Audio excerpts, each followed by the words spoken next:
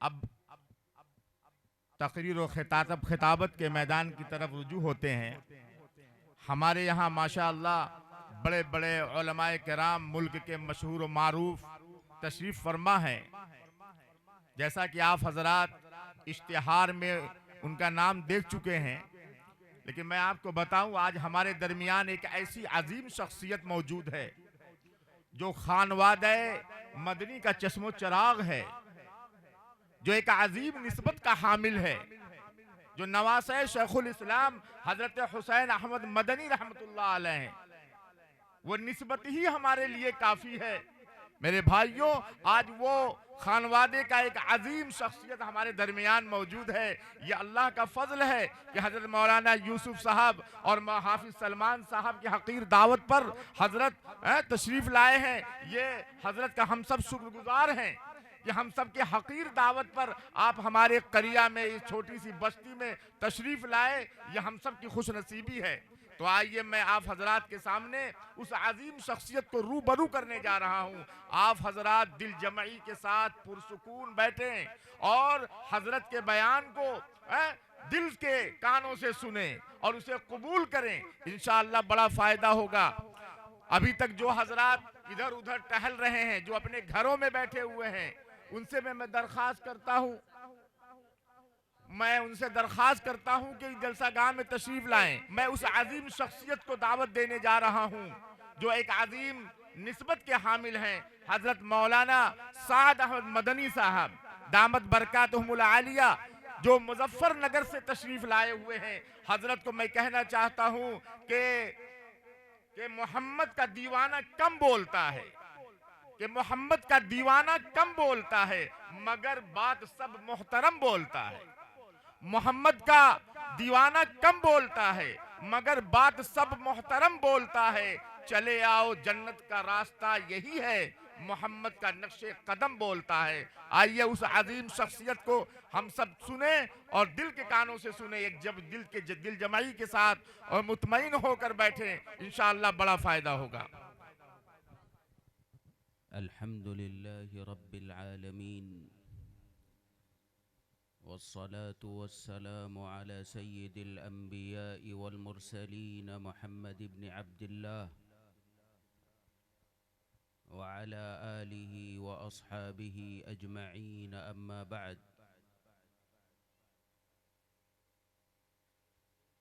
روى الترمذي في صحيحه عن أبي الدرداء رضي الله عنه قال: قال رسول الله صلى الله عليه وسلم: من سلك طريقا يبتغي فيه علما سهل الله له طريقا إلى الجنة، وإن الملائكة لتضع أجنحتها لطالب العلم رضا بما يصنع،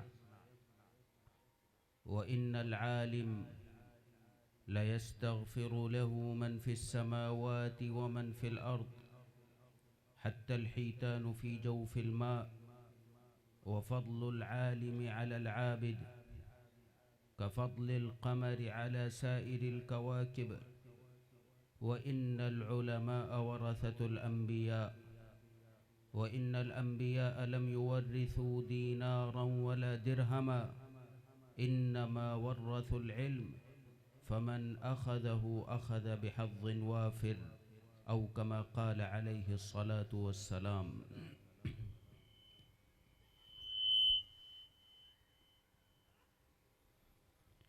حضرات علماء کرام، میرے معزز بزرگوں، بھائیوں اور دوستوں، پردہ نشین بہنوں اور ماؤں، سب سے پہلے تو میں آپ حضرات کا شکریہ ادا کرتا ہوں کہ آپ حضرات نے مجھ کو اپنی اس بستی کے اندر مدعو بھی کیا اور بڑی عزتوں سے اور محبت کے ساتھ استقبال بھی کیا۔ مجھ کو یہاں دعوت دی گئی تھی اور ابھی تھوڑی دیر پہلے تک منتظمین کا خیال یہ تھا کہ اخیر میں مجھ کو وقت دیں گے، اور میں بھی چاہتا تھا کہ زیادہ سے زیادہ وقت آپ کے اس بستی کے اندر گزارنے کا موقع ملے، لیکن 2 دن ہو گئے ہیں مستقل سفر میں ہوں، آرام کا موقع نہیں ملا۔ میں نے درخواست کی کہ ابھی یہاں سے واپس پھر سفر میں جانا ہے، کہ اگر مجھے پہلے موقع دے دیں تو کچھ دیر آرام کا موقع مل جائے گا۔ تو میں اس درخواست کے قبول کیے جانے پر بھی منتظمین کا شکر گزار ہوں، اس لیے مختصر وقت میں اپنی بات آپ کے سامنے رکھنا چاہوں گا۔ درخواست کرتا ہوں کہ یہ مختصر سی بات زیادہ سے زیادہ توجہ کے ساتھ سن لی جائے تو شاید میرا یہاں آنا کامیاب ہو جائے۔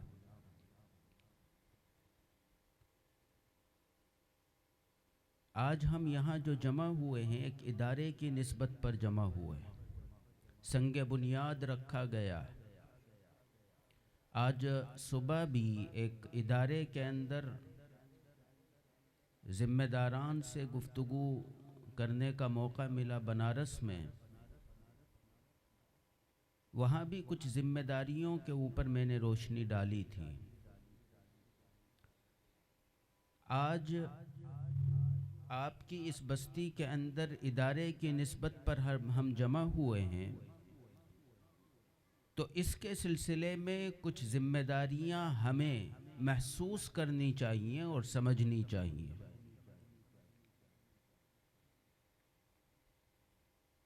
عجیب صورتحال اس امت کی ہو چکی ہے، اور اگر دیکھا جائے تو ایسا محسوس ہوتا ہے کہ یہ امت جو امت کے دنیا کی قیادت کرنے کے لیے اور سربراہی کرنے کے لیے بھیجی گئی تھی، آج یہ امت سب سے زیادہ ذلت کی زندگی گزارنے پر مجبور ہو چکی ہے۔ اور امت کی اس کیفیت کو دیکھ کر مجھے نبی کریم علیہ الصلاۃ والسلام کی وہ حدیث مبارکہ یاد آتی ہے، جس کے اندر نبی کریم علیہ الصلاۃ والسلام نے ارشاد فرمایا تھا، یوشک الامم ان تداعى علیکم کما تداعى الاکلۃ الى قصعتها۔ اللہ کے رسول نے بیان فرمایا تھا 1450 سال پہلے کہ ایک دور اور ایک زمانہ ایسا آنے والا ہے کہ اس زمانے کے اندر اس امت کو پوری دنیا کی دوسری امتیں اس طریقے سے نوچیں گی جیسے کہ کتے مردار جانور کو نوچتے ہیں۔ اس بات کو صحابہ کرام نے سنا تو حیرانی ہوئی۔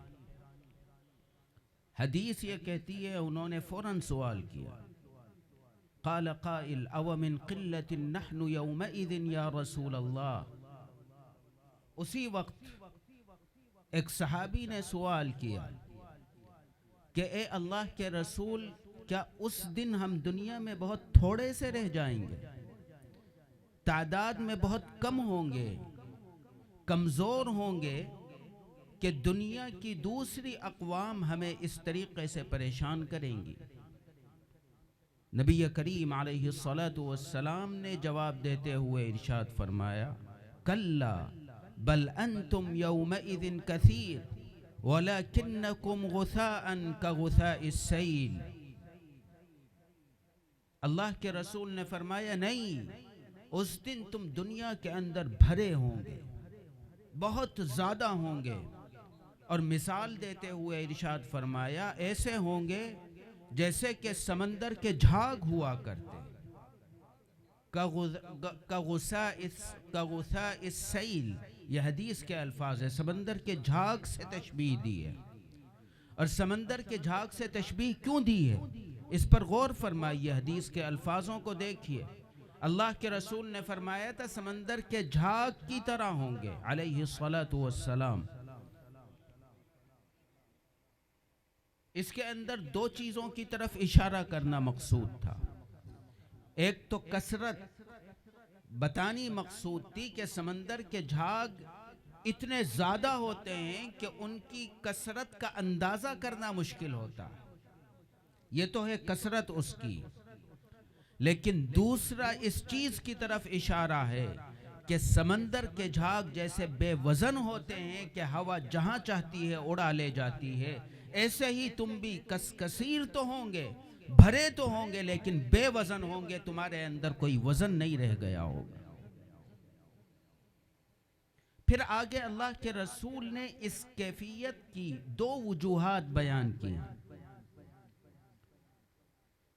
وَلَيَنزِعَنَّ اللَّهُ الْمَهَابَةَ مِنْ قُلُوبِ أَعْدَائِكُمْ مِنْكُمْ.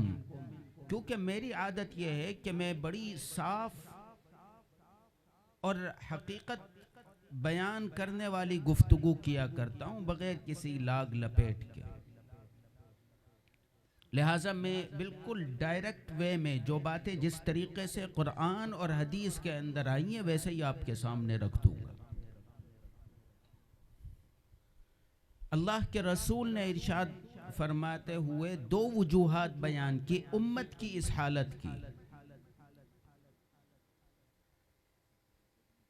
وَلَيَنزِعَنَّ اللَّهُ الْمَهَابَةَ مِنْ قُلُوبِ أَعْدَائِكُمْ مِنْكُمْ. پہلی وجہ یہ بیان کی اس دن اللہ تبارک و تعالی تمہارا رعب اور تمہارا خوف تمہارے دشمن کے دلوں سے نکال چکا ہوگا.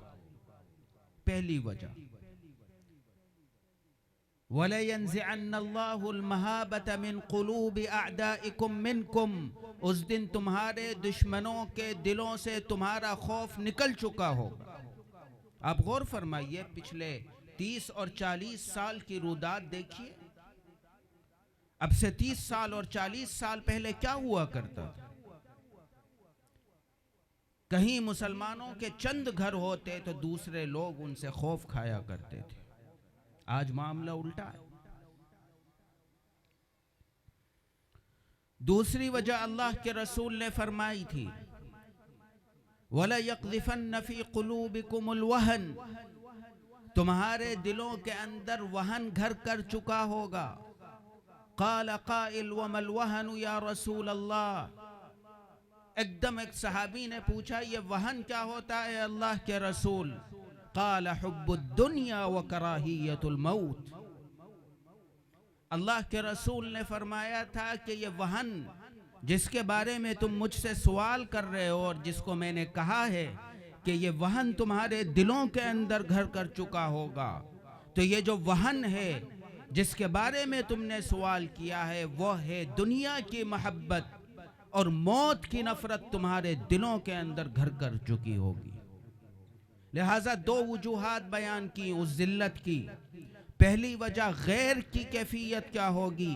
غیر کی کیفیت یہ ہوگی کہ تمہارا رعب اور تمہارا خوف اس کے دل سے نکل چکا ہوگا. اور تمہاری کیفیت کیا ہوگی کہ تمہارے دل کے اندر دنیا کی محبت اور موت کی نفرت بیٹھ چکی ہوگی. یہ سب کیوں ہو رہا ہے؟ ہم دوسروں کو دوشی قرار دیتے ہیں. فلاں نے یہ کر دیا، فلاں نے یہ کر دیا، مسلمانوں کے ساتھ یہ ہو گیا، قوم کے ساتھ یہ ہو گیا، یہ قانون بن گیا. ایسا ہوتا ہے یا نہیں ہوتا ہے؟ اور کچھ لوگ جو زیادہ متقی اپنے کو ظاہر کرتے ہیں وہ یہ کہا کرتے ہیں ہمارے اعمال کی سبب ہو رہا ہے. یقیناً اس سے انکار نہیں، اعمال تو سبب ہیں، لیکن وہ اس کی تشریح کرتے ہوئے یہ جو اعمال کا لفظ استعمال کرتے ہیں اس کی تشریح کرتے ہوئے سیدھا سیدھا عبادات سے جوڑ دیتے ہیں، جبکہ یہ بالکل قرآن کریم کے اور احادیث شریفہ کے بیان کردہ مفہوم کے خلاف ہے. میں اس کے اوپر کئی قرآن کی آیات سے دلیل دے سکتا ہوں. مثلا قرآن کریم ایک جگہ کہتا ہے وَمَنْ أَعْرَضَ عَنْ ذِكْرِي فَإِنَّ لَهُ مَعِيشَةً ضَنْكًا وَنَحْشُرُهُ يَوْمَ الْقِيَامَةِ أَعْمَى۔ اس آیت کے اندر میں تفصیل میں نہیں جانا چاہتا کیونکہ وقت بہت زیادہ نہیں ہے۔ اس آیت کے اندر اللہ تبارک و تعالی نے ارشاد فرمایا جو ہمارے کلام سے، ہمارے قرآن سے منہ موڑ لیتا ہے فَإِنَّ لَهُ مَعِيشَةً ضَنْكَ، ہم اس کی یہ دنیاوی زندگی تنگ کر دیتے ہیں۔ آخرت کا تذکرہ نہیں ہے، بعد میں۔ ایک عجیب بات یہ ہے کہ آج مسلمان کو جب دینی گفتگو ہو، وہ جماعت کے لوگ کریں یا مدارس والے کریں، علماء کریں یا جو بھی کریں، جو بھی امت کا دیندار طبقہ سمجھا جاتا ہے، جب وہ امت سے مخاطب ہوتا ہے، امت سے گفتگو کرتا ہے، صرف آخرت کی بات کرتا ہے، اس دنیا کو نظر انداز کرتا ہے۔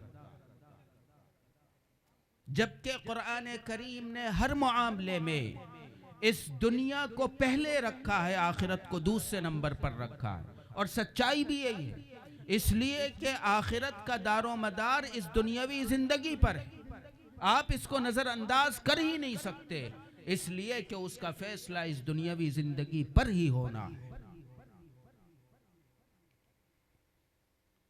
لہٰذا قرآن کریم پہلے اس دنیاوی زندگی کا تذکرہ کرتا ہے اور کہتا ہے کہ جو یہ کرتا ہے ہم اس کی دنیاوی زندگی برباد کر دیتے ہیں۔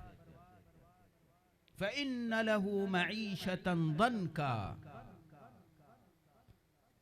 جو ہمارے کلام سے منہ موڑ لیتا ہے۔ آپ غور فرمائیے قرآن کریم کی اس آیت کے اوپر، اللہ تبارک و تعالی بالکل واضح ہے کہ جو ہمارے کلام سے، ہمارے قرآن سے منہ موڑے گا، ہم اس کی دنیاوی زندگی برباد کر دیں۔ وہ کبھی عزت دار ہو نہیں سکتا، کبھی دشمنوں سے نہیں بچ سکتا، کبھی قرض سے نہیں بچ سکتا، کبھی کاروباری نقصان سے نہیں بچ سکتا، اولاد کی طرف سے پریشانی سے نہیں بچ سکتا۔ دنیاوی زندگی ہر پہلو سے تنگ ہو جائے گی، سیاسی اعتبار سے بھی، کاروباری اعتبار سے بھی، معاشی اعتبار سے بھی۔ اور یہ کرنے والا کون ہے؟ یہ اللہ تبارک و تعالی ہے۔ یقیناً اس میں ہمارا عمل شامل ہے کہ ہم نے یہ کام کیا تھا جس کی وجہ سے یہ ہو رہا ہے۔ وَنَحْشُرُهُ يَوْمَ الْقِيَامَةِ أَعْمَى، پھر اس کے بعد کیا ہے آخرت کا تذکرہ۔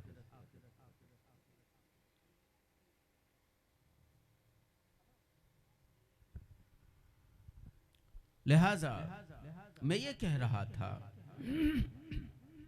کہ آپ غور فرمائیے اور دیکھیے کہ آج امت کے ساتھ مسائل کیا ہیں اور اس کی وجہ کیا ہے، آپ یہ سمجھتے ہیں؟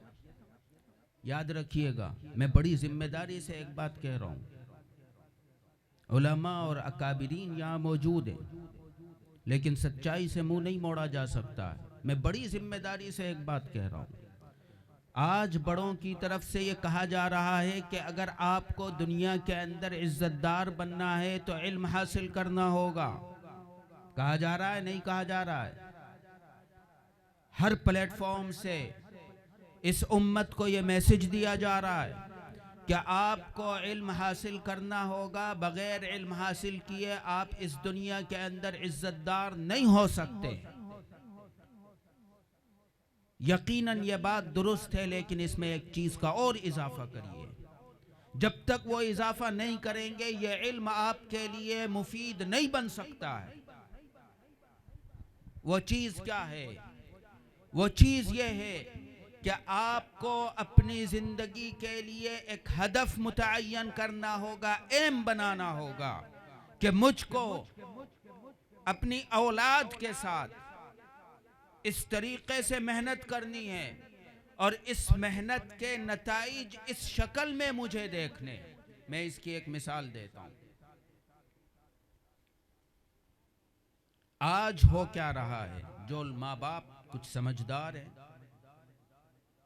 ان کے ہاں بچے کی پیدائش ہوتی ہے، پیدائش ہوتے ہی ماں اور باپ فیصلہ کرتے ہیں کہ مجھے اس بچے کو کیا بنانا ہے۔ کوئی فیصلہ کرتا ہے کہ مجھے ڈاکٹر بنانا ہے، کوئی فیصلہ کرتا ہے مجھے انجینئر بنانا ہے، کوئی فیصلہ کرتا ہے سائنٹسٹ بنانا ہے، کوئی کچھ اور کوئی کچھ اور۔ آپ نے غور نہیں کیا، پیدا ہوتے ہی آپ نے جس بچے کا مستقبل طے کر لیا ہے، جو تعلیم آپ اس کو دینا چاہتے ہیں، اس تعلیم کے لیے آج سے پیسہ جوڑنا شروع کر دیتے ہیں۔ سمجھ رہے ہیں؟ اب یہ والدین اپنا پیٹ بھی کاٹتے ہیں، اپنی خواہشات بھی چھوڑتے ہیں، اور اس بچے کے لیے مال جمع کرنا شروع کرتے ہیں کہ اس کو تعلیم دینی، کیونکہ آج کل MBBS کی ڈگری جو ہے وہ 1 کروڑ سے اوپر میں ملتی ہے۔ اب وہ آدمی جو بچے کو MBBS ڈاکٹر بنانا چاہتا ہے، وہ یہ سوچتا ہے جس طریقے سے پچھلے 10 سالوں کے اندر مہنگائی بڑھی ہے اور جو سیاسی ملک کی صورتحال ہے مزید بڑھنے کی طرف ہے، تو جب یہ بچہ جو آج پیدا ہوا ہے 20 سال کے بعد جب یہ MBBS پڑھنے کے لائق ہوگا، تو جس ریشو سے یہ مہنگائی بڑھ رہی ہے اس کے اعتبار سے تو 5 کروڑ ہوگی، تو وہ کرے گا کیا؟ پیسے جمع کرنا شروع کرے گا، اور پیسے جمع کرتے کرتے اپنی زندگی برباد کر لے گا۔ اور پھر اگر بالفرض محال اس نے اتنا پیسہ جمع کر بھی لیا اور بچے کو پڑھا بھی لیا، MBBS اس کو بنا بھی دیا، تو پھر کیا حاصل ہوا؟ آپ نے ایک مشین تیار کی، نہیں سمجھے؟ انسان نہیں بنایا، مشین بنایا۔ زمانے کے ساتھ زمانے کی رو میں بہنے والا ایک اور آدمی پیدا کر دیا۔ یہاں میں ایک بات کہتا ہوں، آپ نے اس دین کو نہیں سمجھا ہے، اس دین کے مقصد کو نہیں سمجھا ہے۔ آج یہ قوم نعتیہ اشعار پر گنگنانے اور مست ہونے کے لیے تیار ہے، اس نبی آخر الزمان کے نام کو اپنی زبان پر لانے میں مزہ حاصل کرتی ہے، اس کے مقصد کو فراموش کر چکی ہے۔ وہ اس لیے دنیا میں نہیں آیا ہے کہ اس کی شان میں خالص اشعار پڑھے جائیں۔ یقیناً اشعار پڑھنا فخر کی بات ہے، لیکن اصل مقصد یہ ہے کہ اس کے مقصد کو اور اس کے کام کو، اس کی دی ہوئی ذمہ داری کو یہ امت ذمہ داری سمجھے، لیکن یہیں پر یہ امت فیل ہے۔ نبی کریم علیہ السلام اس دنیا کے اندر تشریف لائے، اور اس دنیا میں تشریف لانے کا مقصد مال و دولت تقسیم کرنا نہیں ہے، بلکہ مجھے ایک روایت یاد آ رہی ہے۔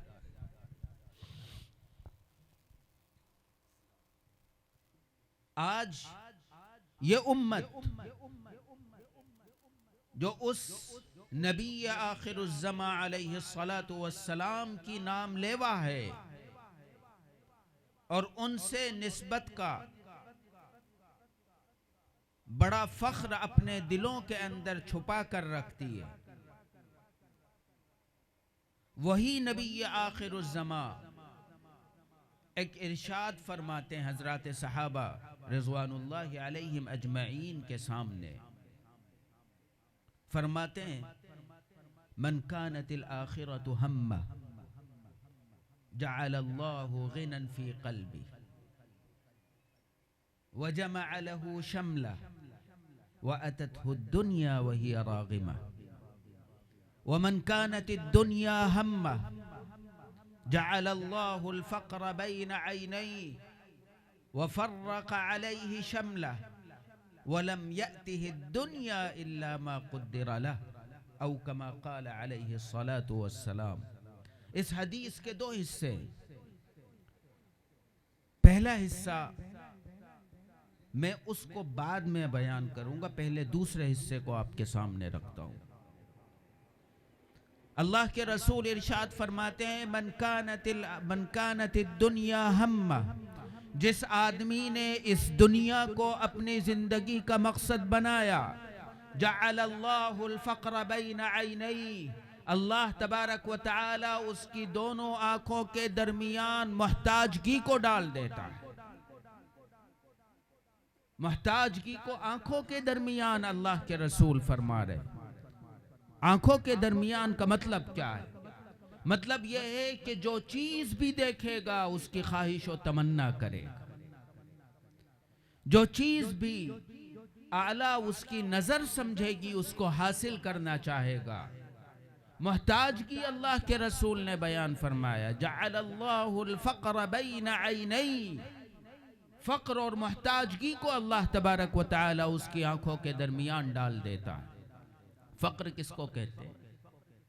فقر کہتے ہیں ہاتھ کے پھیلے ہونے کو۔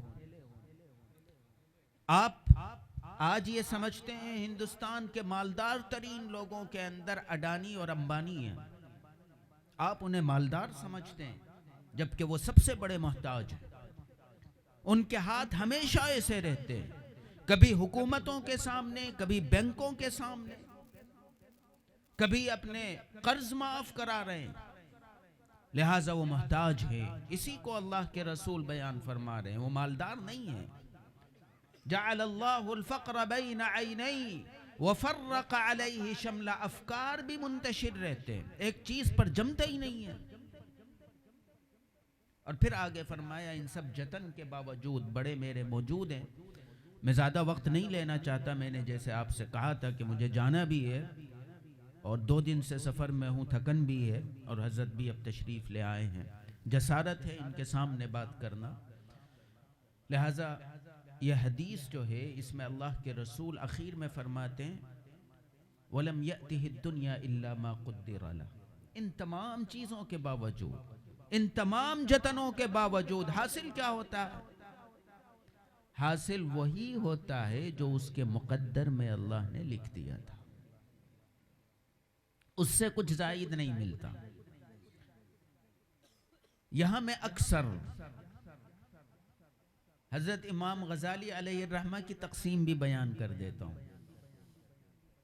حضرت امام غزالی علیہ الرحمہ کی ایک بڑی مشہور کتاب ہے منہاج العابدین الی الجنہ، آپ نے دیکھی ہوگی، سنا ہوگا نام۔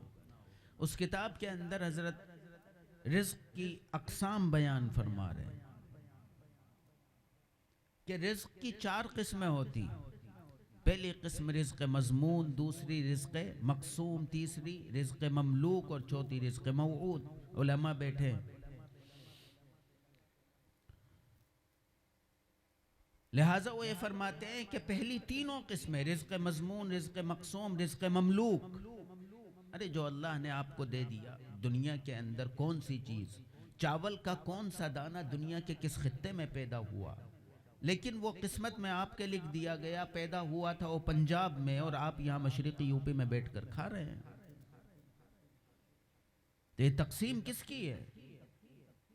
اور اسی طرح جو آپ کے والد مال چھوڑ کر گئے یا آپ نے محنت کر کے کما لیا، آپ کے قبضے قدرت میں آ گیا، وہ رزق مملوک ہے جو آپ کی ملکیت میں دے دیا گیا۔ لہٰذا ابتدائی تینوں قسمیں رزق مضمون، رزق مقسوم، رزق مملوک، حضرت امام غزالی اسی کتاب میں یہ لکھتے ہیں کہ یہ تینوں قسمیں بندے کے اختیار میں ہے ہی نہیں، یہ تو اللہ تبارک و تعالی کے اختیار میں ہے کہ کیا دے دیا اور کیا نہیں دیا، وہ جانے اور اس کا کام۔ اس میں نہ آپ کی قابلیت کام کرتی ہے، نہ آپ کا ہنر کام کرتا ہے، نہ آپ کا علم کام کرتا ہے، نہ آپ کی عقل کام کرتی ہے، یہ تو اللہ کی تقسیم پر منحصر ہے۔ اور میں اس کی مثال یوں دے دیتا ہوں کہ آپ غور فرمائیے، اپنے اطراف میں آپ کو سینکڑوں لوگ ایسے ملیں گے جن کے پاس بڑی بڑی ڈگریاں ہیں، کسی نے علی گڑھ مسلم یونیورسٹی سے پڑھا ہے، کسی نے جامعہ ملیہ سے پڑھا ہے، دلی یونیورسٹی سے پڑھا ہے، JNU سے پڑھا ہے، اور کوئی تو آکسفورڈ سے ہی پڑھ کے آیا۔ بڑی بڑی ڈگریاں ہیں لیکن کوئی نوکری نہیں، پیسے کا کوئی بندوبست نہیں۔ ایسے لوگ ملیں گے، اور آپ کو ایسے بھی ملیں گے جو اپنا نام نہیں لکھ سکتے، دستخط کی جگہ انگوٹھا لگاتے ہیں، لیکن جاگیردار ہیں، بڑی بڑی کوٹھیاں ہیں، زمینیں ہیں، نوکر چاکر ہیں، کاروبار ہیں، جبکہ حقیقت یہ ہے کہ وہ اپنے بارے میں صحیح فیصلہ نہیں کر سکتا، اتنی عقل نہیں، لیکن اس کے باوجود مال کی ریل پیل ہے۔ سمجھ رہے ہیں آپ؟ لہٰذا یہ بات، اس سے یہ بات ثابت ہوتی ہے کہ اگر کسی کے پاس دنیا کی نعمتیں ہیں تو اس میں اس کی اپنی کوئی خوبی نہیں ہے، یہ اللہ تبارک و تعالی کی منشا اور ارادے سے، اس کے لکھ دینے سے ہے، اور اگر نہیں ہے تو یہ بھی اللہ کی مرضی سے ہے۔ لہٰذا حضرت امام غزالی علیہ الرحمہ ایک چوتھی قسم کا تذکرہ اور کرتے ہیں، اس کا نام انہوں نے رکھا ہے رزق موعود، وہ رزق جس کا اللہ نے وعدہ کیا۔ وہ فرماتے ہیں یہ جو چوتھی قسم ہے یہ انسان کے قبضے اور اختیار میں، چاہے تو بڑھا سکتا ہے، جو رزق اللہ نے لکھ دیا تھا اس میں اضافہ اس چوتھی قسم کے ذریعے سے ہو سکتا ہے، اور یہ کیسے ہوگا؟ وہاں قرآن کریم کی ایک آیت لکھتے ہیں وَمَن يَتَّقِ اللَّهَ يَجْعَل لَّهُ مَخْرَجًا وَيَرْزُقْهُ مِنْ حَيْثُ لَا يَحْتَسِبُ۔ اگر تم یہ چاہتے ہو کہ اللہ نے تمہارے لیے جو پہلے مرحلے میں لکھ دیا تھا اس سے زائد تمہیں مل جائے تو اس کا ایک ہی راستہ ہے، وہ یہ ہے کہ تم تقوی اختیار کرو۔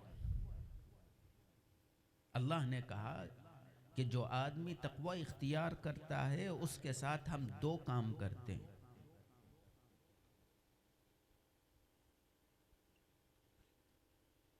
ایک کام تو یہ کرتے ہیں کہ مشکلات سے نکلنے کے راستے کھول دیتے ہیں۔ دیکھیے مشکلات کا آنا یہ فطری چیز ہے، اور یہ دنیاوی زندگی سے تعلق رکھنے والی چیز ہے، مشکلات تو آئیں گی، لیکن اس سے نکلنے کے راستے کھل جائیں گے اگر تقوی اختیار کرے گا۔ اور دوسرا کام ہم یہ کریں گے کہ اس کو وہاں سے رزق دیں گے جہاں سے اس نے کبھی سوچا بھی نہیں تھا۔ یہ ہے رزق موعود جو اللہ کا وعدہ ہے۔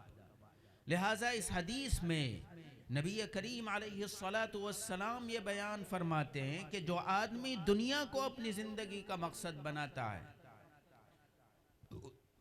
اس کی دنیاوی زندگی برباد ہی ہوتی ہے، اور تمام جتن اور کوششوں کے باوجود کچھ زائد نہیں ملتا اتنا ہی ہے جتنا اس کے لیے اللہ نے لکھ دیا تھا۔ اس حدیث کا پہلا مرحلہ کیا ہے وہ بھی سن لیجئے۔ من کانت الآخرۃ ہمہ، جو آدمی آخرت کو اپنا مقصد حیات بناتا ہے، جعل اللہ غنى فی قلبی، اللہ اس کے دل کو بے نیاز کر دیتے ہیں۔ وجمع له شملہ، اور اس کے افکار منتشر نہیں ہوتے بلکہ اللہ تبارک و تعالی اس کو شرح صدر عطا کر دیتا ہے، ذہن منتشر نہیں ہوتا ہے بلکہ وہ اس راستے پر جم جاتا ہے۔ آگے فرمایا وَأَتَتْهُ الدُّنْيَا وَهِيَ رَاغِمَةٌ، اب دنیا اس کے پاس ذلیل ہو کر چلی آتی ہے۔ حضرت تھانوی علیہ الرحمہ کا ایک واقعہ لکھا ہوا ہے۔ حضرت تھانوی علیہ الرحمہ کی مجلس چل رہی تھی، ایک مرید ان کا تھا جاگیردار، اس دور کا بڑا جاگیردار تھا۔ وہ آیا اور آنے کے بعد اس نے اس دور میں 100 روپے کے نوٹ کی ایک گڈی یعنی 10,000 روپے حضرت کو پیش کیے۔ کس دور میں؟ جس دور میں 1-2 آنے کا ایک سیر اصلی گھی ملا کرتا تھا۔ آج جو اصلی گھی ہے وہ غالباً 1200 یا 1500 روپے کا ہے۔ تو آپ سوچئے کہ اس دور میں 10,000 روپے کی کیا آج کے دور میں کیا ویلیو ہونی چاہیے؟ لاکھوں میں جانی چاہیے کہ نہیں؟ لہٰذا اس نے جاگیردار نے 10,000 روپے کی گڈی پیش کی کہ حضرت ہدیہ ہے رکھ لیجیے۔ حضرت نے منع کر دیا کہ نہیں مجھے نہیں چاہیے. خیر وہ بیٹھ گیا. کچھ دیر کے بعد پھر اس نے دوبارہ پیش کی تو اب حضرت نے جھڑک دیا کہ تمہیں منع کیا تھا بیٹھو چپ چاپ, نہیں چاہیے. بیٹھ گیا. پھر تیسری دفعہ کوشش کی تو اب کیسے ڈانٹ دیا. لہٰذا یہ اٹھا اور اٹھ کے مجلس سے باہر آیا. حضرت جوتی پہنا کرتے تھے, اس جوتی کے اندر وہ گڈی رکھی اور چلا گیا. اب جب مجلس ختم ہوئی حضرت اٹھ کر آئے, جوتے میں پاؤں ڈالا تو پاؤں نہیں گیا. جھکے اور ہاتھ ڈالا اور وہ نکالا تو گڈی چلی آئی. لہٰذا دیکھا اور مسکرائے اور فرمایا کہ اب تک تو سنا تھا کہ اگر دنیا کو لات مارو تو جوتیوں میں آ جاتا ہے, آج دیکھ بھی لیا. اسی کو اللہ کے رسول ارشاد فرماتے ہیں وَأَتَتْهُ الدُّنْيَا وَهِيَ رَاغِمَةٌ, جو آدمی اپنی زندگی کا مقصد آخرت کو بناتا ہے, وَأَتَتْهُ الدُّنْيَا وَهِيَ رَاغِمَةٌ, اب دنیا اس کے قدموں میں ذلیل ہو کر چلی آتی ہے. اسی کو قرآن نے وَمَن يَتَّقِ اللَّهَ کہا ہے. آخرت کو مقصد بنانے کا مطلب کیا ہے؟ تقوی اختیار کرنا ہے. لہٰذا میں اپنی بات کو بہت لمبا نہیں کروں گا, میں اختتام کی طرف جا رہا ہوں. میں نے ابتدا میں یہ بات کہی تھی کہ یہ پروگرام جو ہے یہ ایک ادارے کا پروگرام ہے, سنگ بنیاد کا پروگرام ہے. آپ نے کیا سمجھا اداروں کو؟ کیونکہ آج کل تو یہ سمجھا جاتا ہے یہ مولوی کیا ہیں اور یہ مدرسے کیا ہیں. آج صورتحال یہ ہے کہ ماں باپ بچے کو اسکول بھیجنے کے لیے تو نہلا دھولا کے اور سر میں تیل لگا کر ماں باپ تیار کر کے یا تو اسکول کی وین میں بٹھا کر آئیں گے ورنہ اپنی گاڑی سے اسکول کے گیٹ پر چھوڑ کے آتے. ہر چیز کا اہتمام کرتے ہیں, اس کے لیے نیا بیگ خریدتے ہیں. اگر بیگ خراب ہو جائے تو دوسرا لے کر آئیں گے. جوتا اور موزہ اور ہر چیز کا لحاظ رکھا جائے گا. لیکن یہی بچہ جب قرآن پڑھنے جائے گا, اللہ تبارک و تعالی کا کلام پڑھنے جائے گا, آپ نے قرآن کو کیا سمجھا ہے؟ قرآن کریم کیا ہے؟ آپ کو معلوم ہے قرآن کی حیثیت کیا ہے؟ قرآن کا مقام کیا ہے؟ حضرت علی رضی اللہ عنہ اس قرآن کریم کی وجہ سے مصالحت کرتے ہیں, جبکہ ساتھی یہ کہہ رہے ہیں کہ یہ ایک سیاسی چال ہے, لیکن وہ کہتے ہیں کہ نہیں, ایسا نہیں ہو سکتا کہ میرے سامنے قرآن رکھ دیا جائے اور میں یہ جانتے ہوئے بھی کہ یہ دھوکہ ہے اور سیاسی چال ہے قرآن کا لحاظ نہیں چھوڑ سکتا ہوں. یہ قرآن وہ ہے جس کے لیے امام احمد ابن حنبل 2.5 سال کی قید برداشت کرتے ہیں. یہ قرآن وہ ہے جس کے لیے روزے رکھے, کوڑے کھاتے ہیں. یہ وہ قرآن ہے جس کے لیے شیخ احمد سرہندی علیہ الرحمہ جیل میں جاتے ہیں. میں آپ کو کس کس کی بات بتاؤں. یہ وہ قرآن ہے جس کے لیے 70,000 علماء پھانسیوں پر چڑھ جاتے ہیں. آپ نے کیا سمجھا ہے قرآن کو؟ بچوں کا کھیل ہے؟ کوئی بے حیثیت چیز ہے؟ یہ اللہ تبارک و تعالی کا کلام ہے, اور یہ وہ کلام ہے کہ اگر اس کی عظمت پر پوری قوم کٹ جائے تو کوئی افسوس کی بات نہیں. یہ وہ کلام ہے جس کے لیے پوری کائنات کو جلایا جا سکتا ہے, لیکن اس کے عزت پر حرف آنے نہیں دیا جا سکتا. لیکن آج اس قرآن کی کوئی حیثیت نہیں رہ گئی ہے. آپ حضرات اس قرآن کے لیے پڑھنے والے بچے کو اسکول جیسی جگہ سے گیا گزرا سمجھتے ہیں. ایک گندے کپڑے میں اس کو مدرسے بھیج دیتے ہیں. لوور پہنے ہوئے ہے, کرتا یا شرٹ گندی ہو رہی ہے, سر پر ٹوپی کالی ہو رہی ہے, پاؤں میں چپل نہیں ہے, مدرسے بھیج رہے ہیں. آپ بتائیے یہ بچہ اپنے کیا تأثرات لے کر بڑا ہوگا, اس کے ذہن میں کیا خیالات ہوں گے. یا قرآن کریم کو بے حیثیت سمجھے گا یا نہیں سمجھے گا؟ آپ بتائیے. چونکہ اس نے بچپن سے یہ دیکھا کہ اس اسکول کے لیے اس کو تیار کیا جاتا ہے، اس اسکول کے لیے اس کو ڈریس پہنائی جاتی ہے، نہلایا جاتا ہے، سر میں تیل لگایا جاتا ہے، اور پھر والدین اپنے ساتھ اس بچے کو لے جا کر چھوڑ کر آتے. لیکن اس قرآن کریم کے لیے ایسے ہی گھر سے دھکا دے دیا جاتا ہے، تو اس کے ذہن میں کیا چیز بیٹھے گی؟ آپ بتائیے. وہ اس قرآن سے محبت کرے گا؟ وہ اس قرآن کی عظمت کو اپنے دل میں بسائے گا؟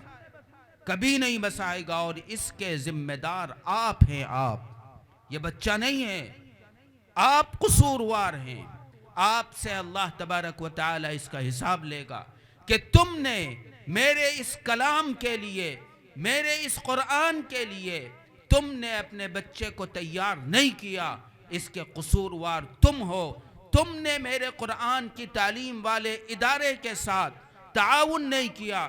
تم نے میرے قرآن کو دنیا میں پھیلانے کے اندر ان علماء کا ساتھ نہیں دیا.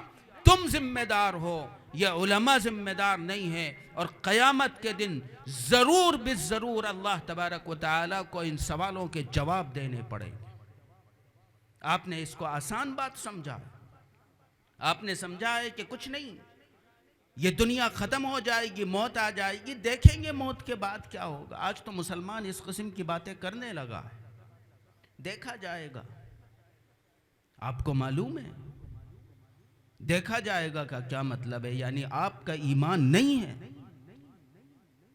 آپ کو یقین ہی نہیں حیات بعد الموت کے اوپر، آپ کا یقین نہیں برزخ کی زندگی کے اوپر، آپ کا یقین نہیں قیامت کے قائم ہونے پر، آپ کا یقین نہیں حساب و کتاب پر، آپ کا یقین نہیں جنت اور جہنم پر. جبھی آپ اس قسم کی باتیں کر رہے ہیں. لیکن جس نبی کی نعتوں پر آپ جھوما کرتے ہیں، اس کے نظریات تو یہ نہیں ہیں جو آپ کے ہیں. وہ تو ہر وقت تڑپتا ہے، وہ تو اللہ سے دعائیں مانگتا ہے، وہ قیامت سے ڈرتا ہے اور دعائیں مانگتے ہوئے کہتا ہے اے میرے پروردگار، یہ میری امت ہے، اس کی مغفرت فرما دے. اس کو تو اس دن کا بڑا ڈر ہے، خوف ہے. لیکن آج اس نبی کے نام لیوا، اس کے نام پر جھومنے والے، ان کا قیامت پر کوئی یقین نہیں رہا.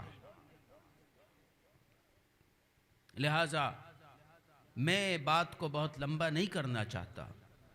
یہ فیصلہ ہمیں خود کرنا ہے، ہمیں خود سوچنا ہے کہ کل کو ہمارا کیا ہوگا.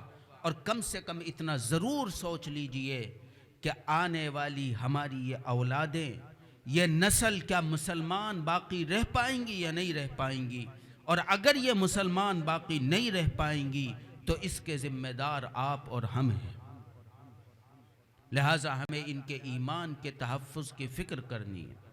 میں امید کرتا ہوں کہ یہ جو ادارے کی سنگ بنیاد اس بستی کے اندر رکھی گئی ہے، امید بھی کرتا ہوں اور ان علماء کی توجہ کو مد نظر رکھتے ہوئے مجھے یقین کامل ہے کہ ان کی نظریں اس بستی پر رہیں گی اور آپ حضرات سے تعلق اور رابطے میں رہیں گے. تو انشاءاللہ یہ ادارہ جو نیا قائم ہونے جا رہا ہے، یہ اللہ تبارک و تعالی کے اس کلام پاک کے فروغ میں اہم کردار ادا کرے گا انشاءاللہ. اور آپ حضرات اللہ کے اور اللہ کے رسول سے محبت کے اس تقاضے کو پورا کریں گے انشاءاللہ.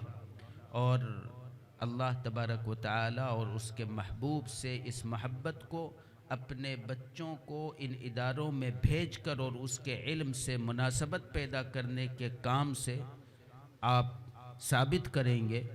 اللہ تبارک و تعالی ہم تمام کو اہل علم کی اور علماء کی قدر کرنے کی توفیق عطا فرمائے. اسی طرح مدارس کے تحفظات میں بڑھ چڑھ کے حصہ لینے کی توفیق عطا فرمائے اور اپنے کلام سے ہماری نئی نسل کو وابستہ فرمائے. وآخر دعوانا ان الحمد للہ رب العالمین.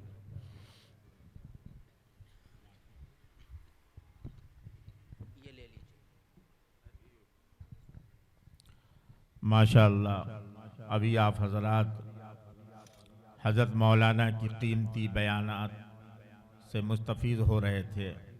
बहुत अहम बयान था, बहुत अहम पैगाम था हज़रत का कि हम अगर दुनिया और आखिरत की कामयाबी चाहते हैं तो हमें अपने आप को बदलना होगा, दीन से, इस्लाम से मोहब्बत करनी होगी।